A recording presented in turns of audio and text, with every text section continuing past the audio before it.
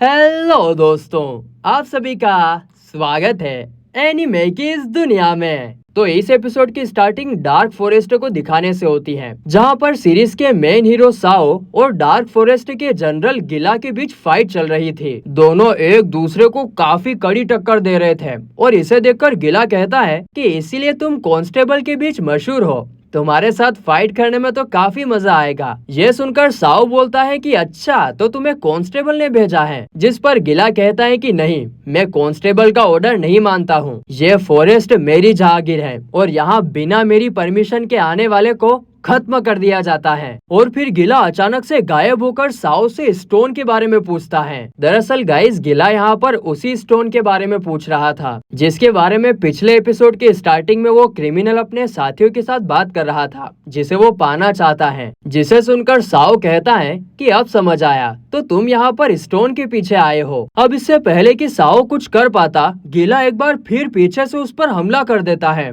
और वहाँ पर काफी बड़ा धमाका होता है। और इसी धमाके के साथ सीन शिफ्ट होता है मकड़ी मानव की तरफ। वो अपने हाथ को चाटते हुए शियालिंग से कह रहा था कि मुझे सबसे पहले तुम्हारी बॉडी का कौन सा हिस्सा खाना चाहिए, ई वाला कि ऊ वाला। इसके बाद मकड़ी मानव शियालिंग को खाने के लिए आगे बढ़ ही रहा था कि तभी उसे पीछे से किसी की आवाज आती है, जो कहती है कि उस लड़की ने तुम्हें उसके पास जाने से मना किया है ना, तो आगे क्यों बढ़ रहे हो। लेकिन मकड़ी मानव सुनता नहीं है, तो फिर वो मकड़ी मानव की ही बात को दोहराता है कि मुझे तुम्हारी बॉडी का कौन सा हिस्सा सबसे पहले काटना चाहिए, ई वाला कि वो वाला। जिसे सुनकर मकड़ी मानव कुछ रिस्पॉन्स करता उससे पहले ही कोई अनजान फोर्स उसका एक हाथ काट देती है। हाथ कटते ही मकड़ी मानव दर्द में काफी जोर जोर से चिल्लाता है और फिर तुरंत उस अनजान फोर्स पर अंधाधुंध फायरिंग करने लगता है।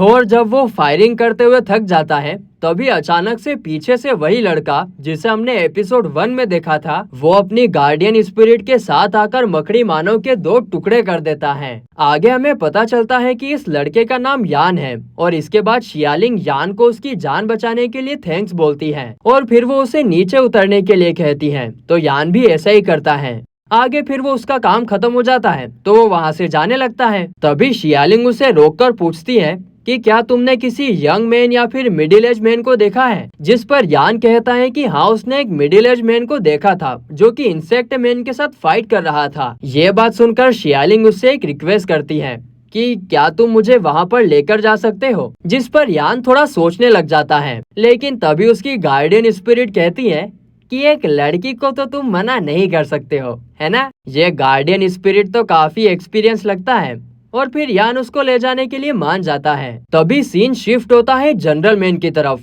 उधर इंसेक्ट मैन उसके ऊपर अटैक कर देता है, मगर वो अटैक जनरल मैन तक पहुंचने से पहले ही गोरिल्ला इंसेक्ट मैन को एक जोरदार लात मारकर दूसरी तरफ पटक देता है। और फिर जनरल मैन गोरिल्ला से कहता है कि चलो अभी इसे खत्म करते हैं। जिसके बाद गोरिल्ला और इंसेक्ट मैन के बीच काफी घमासान फाइट होती है और इस दौरान दोनों एक दूसरे को काफी कड़ी टक्कर दे रहे थे। तो वहीं इंसेक्ट मैन से लड़ने के लिए गोरिल्ला पत्थर की छड़ी बनाकर उसके ऊपर अटैक करता है, लेकिन इंसेक्ट मैन उसके पत्थर के टुकड़े टुकड़े कर देता है। तो फिर गोरिल्ला अचानक से अपनी बड़ी सी छड़ी से उसके ऊपर अटैक करता है, लेकिन इंसेक्ट मैन इससे भी बच जाता है। और अब इन सब से गोरिल्ला को समझ आ गया था कि इंसेक्ट मैन का कवच है ना, वो काफी ज्यादा स्ट्रॉन्ग है और उसे तोड़ने के लिए उसे काफी ज्यादा मेहनत करनी होगी। और फिर इसी तरह अपना दिमाग लगाकर अंत में वो अपनी छड़ी के 3 हिस्से करके इंसेक्ट मैन को नीचे गिरा देता है और फिर वो अपने शक्तिशाली बाहुबली हनुमान जी जैसे दोनों हाथों की मदद से इंसेक्ट मैन के कवच को तोड़ देता है और फिर इससे वो इंसेक्ट मैन घायल होकर धड़ाम से नीचे गिर जाता है। आगे जब जनरल मैन उसके पास आता है तो वो कहता है कि तुमने मुझे तो खत्म कर दिया लेकिन आगे रियल फॉरबिडन ग्राउंड है, जहां का कर्स किसी का पीछा नहीं छोड़ता। जिसे सुनकर जनरल मैन सोच में पड़ जाता है, क्योंकि आज से पहले उसने डार्क फॉरेस्ट के कर्स के बारे में कभी नहीं सुना था।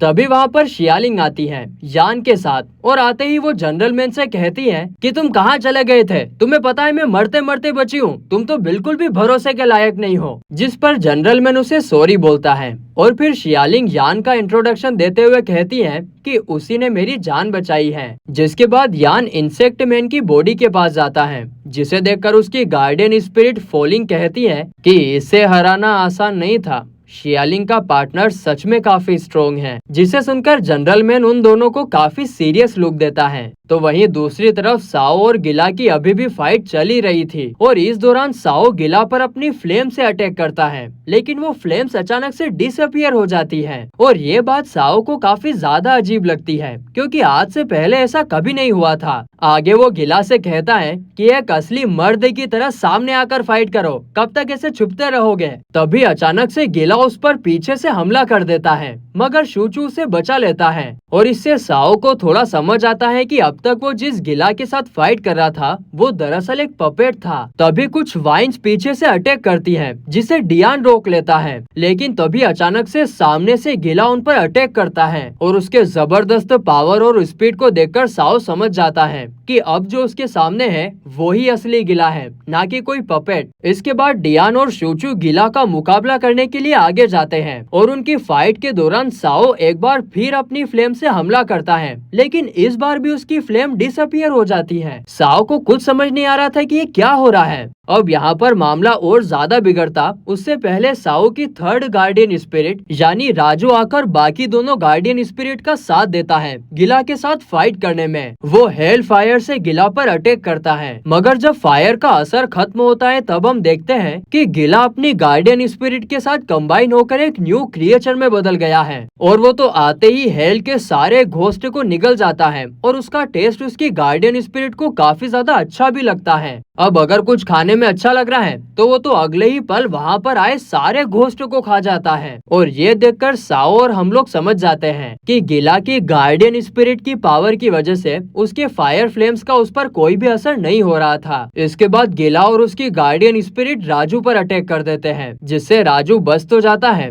लेकिन गिला की गार्डियन स्पिरिट उसका एक हाथ खा जाती है। अब इससे और भी कुछ बुरा होता उससे पहले ही डियान बीच में आ जाता है और राजू रिकवर होने के लिए वापस जाने की बात करता है। यहाँ फाइनली साओ को बात समझ आ जाती है कि गिला के साथ लड़ना आसान नहीं होगा। तभी गिला की गार्डियन स्पिरिट साओ को खाने के लिए उस पर अटैक करती है, जिससे बचते हुए साओ की नजर शियालिंग की तरफ से भेजे हुए सिग्नल पर पड़ती है और इसीलिए वो उनके पास जाने की सोचता है। और उसे देखकर तो एक तरफ गिला की गार्डियन स्पिरिट तो दूसरी तरफ से गिला के वाइन्स उस पर अटैक कर देते हैं, लेकिन साओ की दोनों गार्डियन स्पिरिट उसे इस हमले से भी बचा लेते हैं। जिसे देखकर गिला कहता है कि मैं पहले तुम्हारी सारी फ्लेम्स को एब्जॉर्ब करूंगा और उसके बाद तुम्हें पेड़ के नीचे दफना दूंगा। जिस पर साओ कहता है कि अच्छा, मैं जानता हूँ कि तुम्हारे साथ फाइट करना आसान नहीं होगा, लेकिन मेरे पास और भी तरीके हैं। मैं फालतू में ही अपनी स्पिरिचुअल पावर को वेस्ट कर रहा था। और फिर वो अपने वेपन से काफी खतरनाक फायर क्रिएट करता है। क्योंकि गिला की गार्डियन स्पिरिट को फायर पसंद होती है, इसलिए साओ तुरंत जंगल में आग लगा देता है और फिर वो कहता है कि अगर अब तुम्हें अपने डार्क फॉरेस्ट को बचाना है तो तुम्हें खुद ही इस पूरे फायर को खाना होगा। और इतना कहते ही साओ वहाँ से निकल जाता है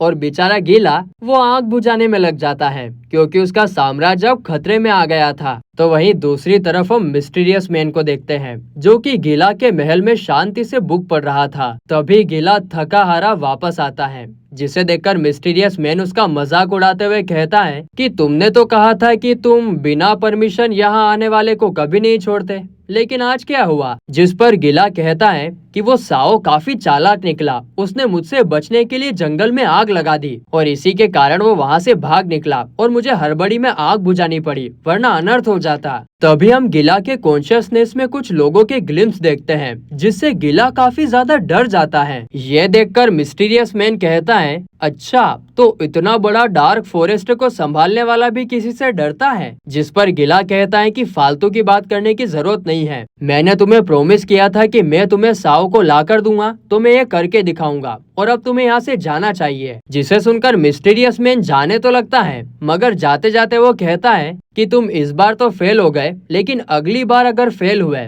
तो मैं साओ के बदले तुम्हारा सर लेकर जाऊंगा। और बस इतना कहते ही वो वहाँ से जाने लगता है और उसे देखकर गिला का एक बंदा कहता है कि ये आदमी कुछ ज्यादा ही घमंडी लगता है, हमें इसे ऐसे नहीं जाने देना चाहिए बल्कि कुछ करना चाहिए। जिस पर गिला कहता है कि रुको, ऐसी गलती मत करना, वो कोई मामूली इंसान नहीं है, उसकी गार्डियन स्पिरिट किसी डेविल से कम नहीं है। और फिर वो अपने बंदे से सारे बनाए हुए मॉन्स्टर्स को फ्रंट लाइन पर तैनात करने का कहता है, क्योंकि उसके हिसाब से साओ और उसके साथी जरूर एंशिएंट बिल्डिंग की तरफ ही जा रहे थे। और फिर गाइस इसी के साथ ये एपिसोड यहीं पर खत्म होता है।